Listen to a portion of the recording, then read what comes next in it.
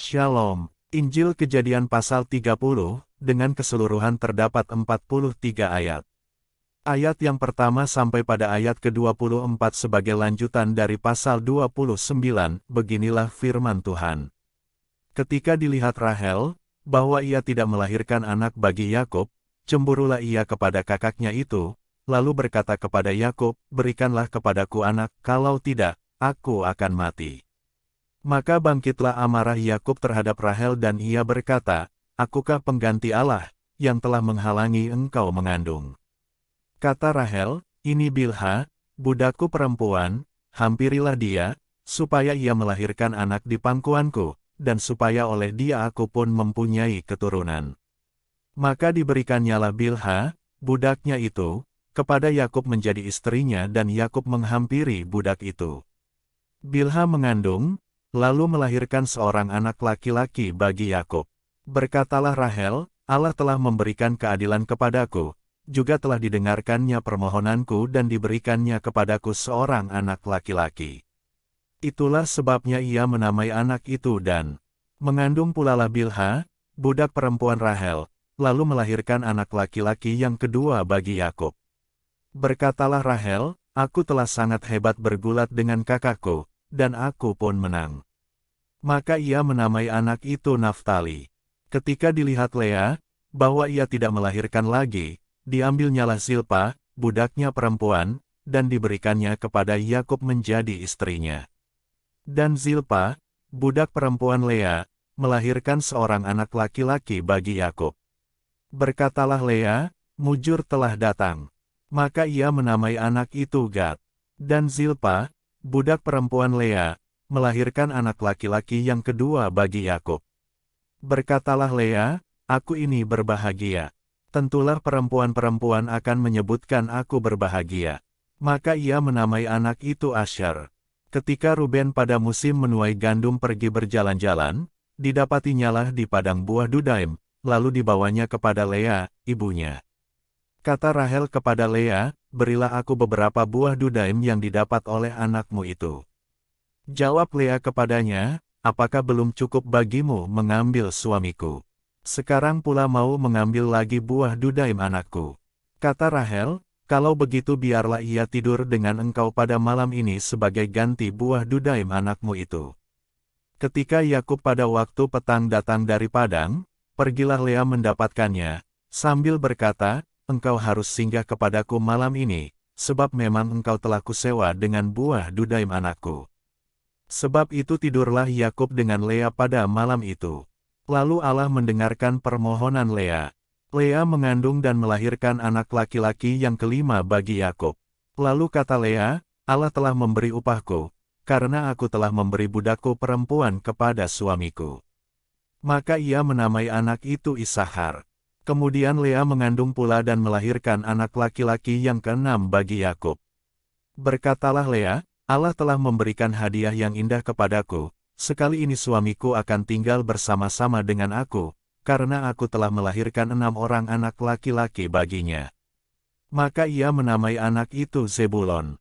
Sesudah itu ia melahirkan seorang anak perempuan dan menamai anak itu Dina.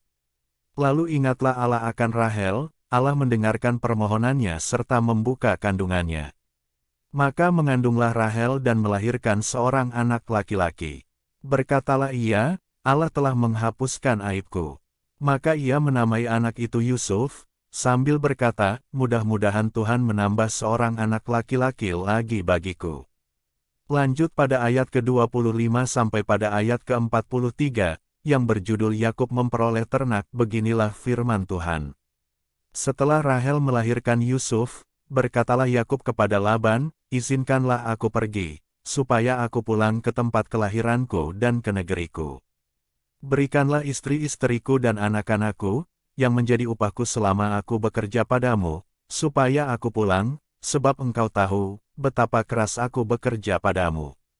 Tetapi Laban berkata kepadanya, "Sekiranya aku mendapat kasihmu, telah nyata kepadaku, bahwa Tuhan memberkati aku karena engkau. Lagi katanya, tentukanlah upahmu yang harus kubayar, maka aku akan memberikannya." Sahut Yakub kepadanya, "Engkau sendiri tahu, bagaimana aku bekerja padamu, dan bagaimana keadaan ternakmu dalam penjagaanku. Sebab harta milikmu tidak begitu banyak sebelum aku datang, tetapi sekarang telah berkembang dengan sangat, dan Tuhan telah memberkati engkau sejak aku berada di sini, jadi, bilakah dapat aku bekerja untuk rumah tanggaku sendiri? Kata Laban, apakah yang harus kuberikan kepadamu? Jawab Yakub, tidak usah kau berikan apa-apa kepadaku, aku mau lagi menggembalakan kambing dombamu dan menjaganya, asal engkau mengizinkan hal ini kepadaku. Hari ini aku akan lewat dari tengah-tengah segala kambing dombamu dan akan mengasingkan dari situ setiap binatang yang berbintik-bintik dan berbelang-belang, segala domba yang hitam dan segala kambing yang berbelang-belang dan berbintik-bintik, itulah upahku. Dan kejujuranku akan terbukti di kemudian hari, apabila engkau datang memeriksa upahku, segala yang tidak berbintik-bintik atau berbelang-belang di antara kambing-kambing dan yang tidak hitam di antara domba-domba, anggaplah itu tercuri olehku.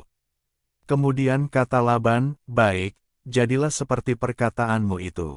Lalu diasingkannyalah pada hari itu kambing-kambing jantan yang bercoreng-coreng dan berbelang-belang dan segala kambing yang berbintik-bintik dan berbelang-belang, segala yang ada warna putih pada badannya, serta segala yang hitam di antara domba-domba, dan diserahkannyalah semuanya itu kepada anak-anaknya untuk dijaga.